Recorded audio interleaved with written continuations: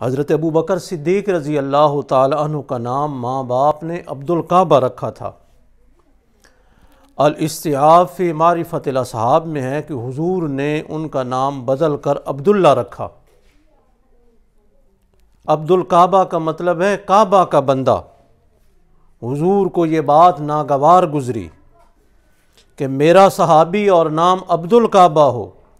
فرمایا تمہارا نام عبدالکعبہ نہیں عبداللہ ہے، یعنی تم کعبہ کے بندے نہیں، کعبہ بنانے والے رب کے بندے ہو۔ اور حضرت ابو بکر صدیق کی کنیت ابو بکر تھی۔ بکر کا مطلب اولیت حاصل کرنے والا ہے، کیونکہ حضرت ابو بکر صدیق اسلام لانے میں سبقت لے جانے والے تھے، سب سے فوقیت پانے والے تھے، سب سے اولیت حاصل کرنے والے تھے، اس لیے ان کی کنیت ابو بکر پڑی۔ اور آپ کا لقب عتیق تھا۔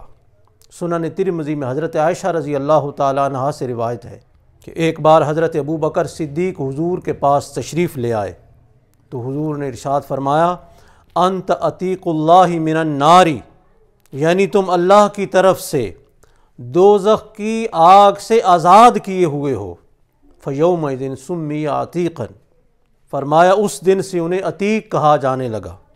اور الریاض النظرہ میں روایت ہے، حضرت ابو ہریرہ رضی اللہ تعالیٰ عنہ راوی ہیں، فرمایا ایک دن حضرت جبریل حضور کے پاس آئے کہ اچانک حضرت ابو بکر صدیق پاس سے گزرے۔ حضرت جبریل نے کہا یا رسول اللہ یہ ابو قحافہ کے بیٹے ہیں؟ تو حضور نے فرمایا کیا تم آسمان والے بھی انہیں جانتے ہو؟ حضرت جبریل نے عرض کی والذی بعثک بالحق، اس ذات کی قسم جس نے آپ کو حق دے کر مبعوث کیا ہے، لہو فی السماء اشہر منہ فی الارض، یہ شخص زمین والوں سے زیادہ آسمان والوں میں مشہور ہے۔ وَإِنَّ اسمہ فی السماء الحلیم، اور آسمان والوں میں ان کا نام الحلیم ہے، حلم والا، بردباری والا۔ اور مسند دیلمی میں حضرت ام ہانی رضی اللہ تعالی عنہا جو حضرت علی کی بہن اور حضور کی چچا زاد بہن ہیں، وہ فرماتی ہیں کہ حضور نے ارشاد فرمایا یا ابا بکر ان اللہ سماک الصدیق، اے ابو بکر آپ کا نام صدیق خود اللہ نے رکھا ہے۔ اور مستدرک حاکم میں حضرت عائشہ رضی اللہ تعالی عنہا سے روایت ہے، فرمایا معراج کے دوسرے دن جب مشرکین کو پتہ چلا نا کہ حضور ارشاد فرماتے ہیں کہ میں ایک رات میں بیت المقدس سے پہلے آسمان دوسرے تیسرے اللہ سے ملاقات کر کے آ گیا ہوں، تو انہوں نے بطور مذاق اور ٹھٹھے کے لوگوں کو بتانا شروع کیا کہ دیکھو نعوذ باللہ محمد یہ کہتا ہے۔ اور مشرکین حضرت ابو بکر کے پاس بھی آئے اور کہا کہ ابو بکر تم نے سنا ہے کہ محمد ابن عبداللہ کیا کہتا ہے؟ حضرت ابو بکر نے پوچھا کیا کہتا ہے؟ کہ وہ تو یوں کہتا ہے کہ میں ایک رات میں بلکہ رات کے ایک تھوڑے سے حصے میں بیت المقدس سے آسمانوں کی سیر کر کے واپس آیا ہوں۔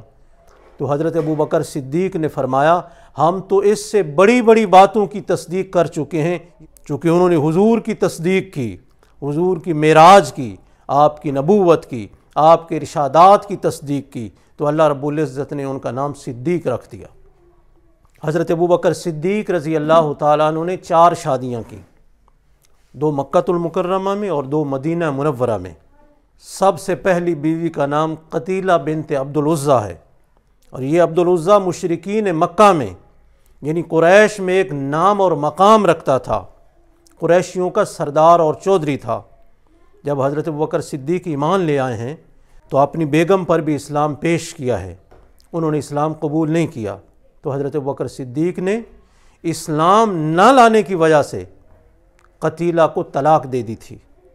قتیلہ سے آپ کی 2 اولادیں تھیں، نمبر 1 حضرت عبداللہ اور نمبر 2 حضرت اسماء۔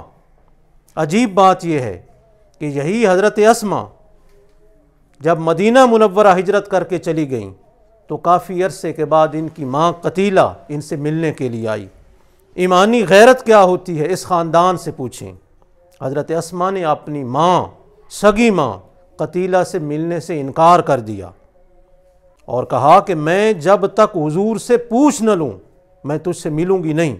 پھر حضور کے پاس گئیں اور کہا کہ میری ماں مجھے ملنے آئی ہے، آپ فرمائیں کیا حکم ہے؟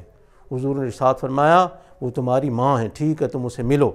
پھر حضرت اسماء ملی اپنی ماں سے، اور حضرت اسماء کو جو غیرت ایمانی ملی ہے وہ اپنے باپ جناب ابوبکر صدیق کی طرف سے ملی ہے۔